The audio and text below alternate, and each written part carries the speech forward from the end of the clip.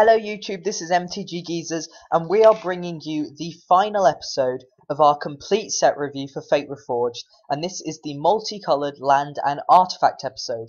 So we're going to jump straight in now with Ataka World Render. So this is 5 generic, 1 red and 1 green for a 6/4 with flying and trample, and whenever a dragon you control attacks, it gains double strike until end of turn. Now this is a really sweet card. I really like this. Every time you attack with this card, you're attacking for 12, because it is itself a dragon. And if dragons become a thing in Standard, this is going to be played quite a lot. I can also see play for it definitely in EDH, in Limited, definitely. If you open it for your pre-release, don't hesitate to play it if you're in those 2 colours. Maybe even splash one of those colours just for this, because this is how you win right here. This is 12 damage on like 7th turn or 8th turn or whatever. Really sweet card.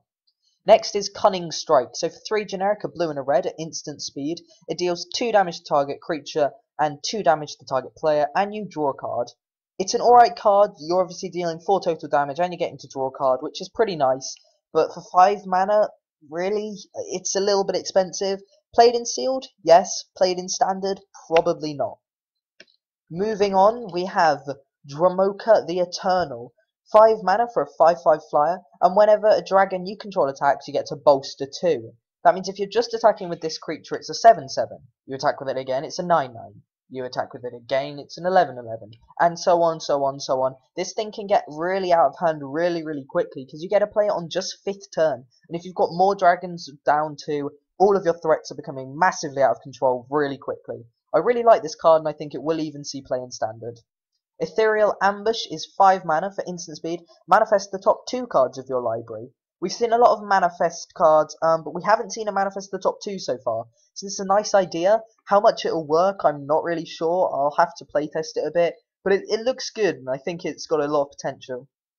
Grim Contest is 3 mana instant speed. Choose type creature you control and type creature an opponent controls. Each of those creatures deals damage equal to its toughness to the other. Now this is a rather strange card, because normally those 2 creatures would fight each other or deal damage equal to their power, but toughness really makes this quite interesting. If you've got any big defender wolves like a 0/7 or anything, suddenly that's actually really good with this card. So playability wise, I'm not sure. I think it's going to be alright, but yeah, we'll have to wait and see. Harsh Sustenance, I really like. For 3 mana, instant speed, it deals X damage to target creature or player, and you gain X life, where X is the number of creatures you control. I can see this being played in a lot of token strategies. If it's really nicely into Mardu tokens, where you might have 7 tokens, 6 tokens, whatever, you gain 6 life, they lose 6 life, suddenly you're 12 points ahead, just like that, for only 3 mana, which is really quite amazing, really like that. Next, I've got no idea how to pronounce this, so sorry for this, guys. But Kolaghan the Storm's Fury, 5 mana for a 4/5 flying legendary creature dragon. And whenever a dragon you control attacks, creatures you control get +1/+0 until end of turn. It also has dash. This is another really sweet dragon from the set. I'm really pleased with how many dragons they've actually printed in this set, because I'm even thinking of going into Dragons EDH now. This is really sweet. But it's another good dragon, really like it. Ojote, Soul of Winter, is 7 mana for a 5/6 with flying and vigilance, and whenever a dragon you control attacks, tap target non-land permanent an opponent controls, and that permanent doesn't untap during its controller's next untap step. I really like this card, because you can go tap down their best creature or whatever, and it won't untap, and then you can go swing again and do it again with another one of their creatures, etc. It's a really good card, 5/6 body, it's got vigilance as well, and I really like it. Again, possibly playing Commander, definitely will be played at the pre-release, all of the dragons will, and in draft, etc. Silgamar the Drifting Death is a win con if I have ever seen one for blue-black control. A 3/7 flying hexproof with whenever a dragon you control attacks, defending player, creatures defending player control get -1/-1. Really good card.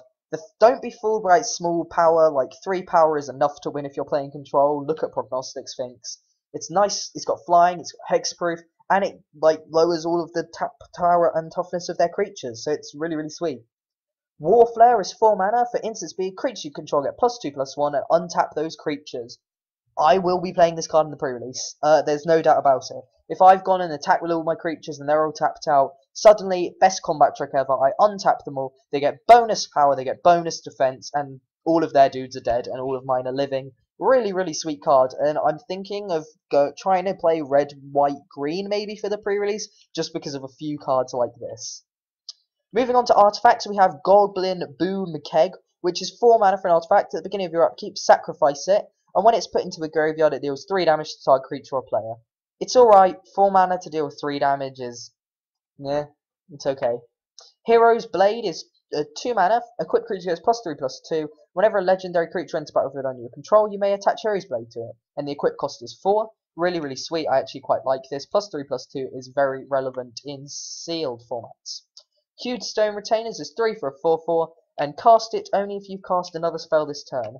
So you can't be playing it 3rd turn. However, there is a chance you can play it 4th turn, and a 4/4 for 4 isn't that bad either in limited. So I really like this card.